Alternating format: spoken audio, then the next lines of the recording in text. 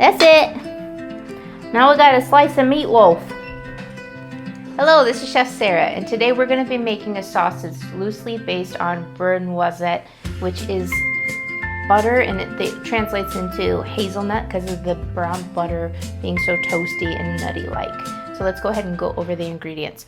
So here I have some chips of garlic, I have some curly leaf parsley, I have some pasta, lemon, and parmesan. And over here I have browned butter. It's just a little bit warm, but we're going to use that to coat our noodles in.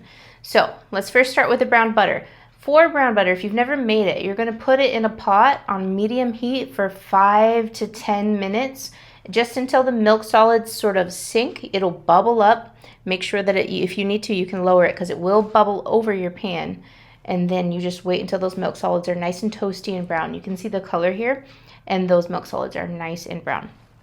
Okay, and the next step will be to add in your lemon. I will warn you, if your butter is too hot, when you add the lemon, it will foam up and over your pot. So be careful not to do that. I'm gonna go ahead and cut this off, and I'm gonna add my lemon, and hopefully we're not a science experiment here. I have a little sieve. So get your sieve. If you have a seedy lemon, go ahead and add that in.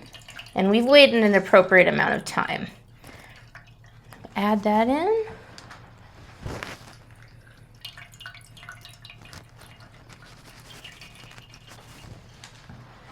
And then I'm actually going to turn it on just for a second because I may have let it cool down just a little too much. And then I'm going to add my garlic chips because we definitely, when you first finish your browned butter, it's going to be extremely hot. Think about oil because there's milk solids in the butter and they will separate, and then you'll have oil. There you go. Now you hear it sizzling. And it doesn't need to be screaming hot because then your garlic will burn. Okay, so I'm going to go ahead and drop my garlic in and then just kind of keep an eye on it.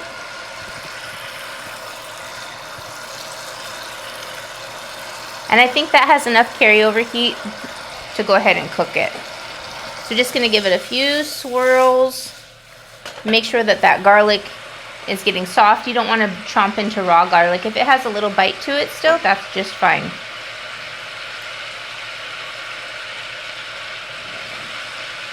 Okay, I'm gonna go ahead and turn that off. And for our pasta, we are gonna I'm gonna go ahead and grate the Parmesan in there right now because I'm gonna pour that hot butter mixture over top.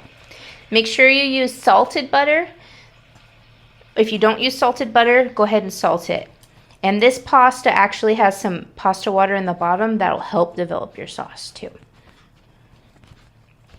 And put a healthy amount of Parmesan in there. That's one of your main flavors. Okay, so I've got my Parmesan grated, and I'm gonna go ahead and pour that browned butter on top. You could take the time to separate the milk solids if you want to. They will sink to the bottom, but I do not mind them. We'll go ahead and pour that on. Get this out of the way.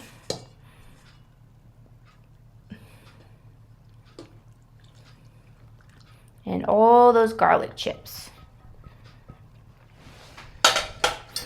We'll toss that around while everything is still hot to melt that Parmesan cheese.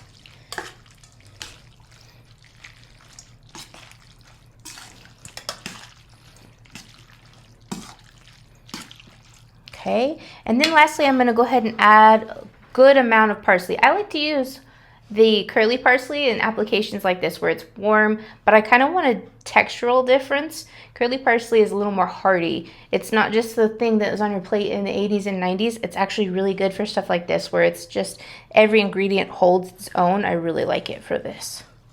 So you can kind of load that in.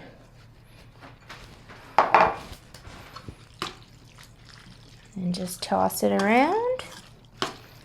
And then to serve this, you can actually add some red pepper flake would be really nice, and then definitely some extra Parmesan.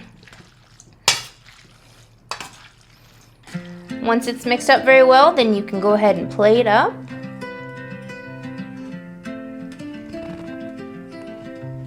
Definitely add more Parmesan, and fresh black pepper would be really nice too.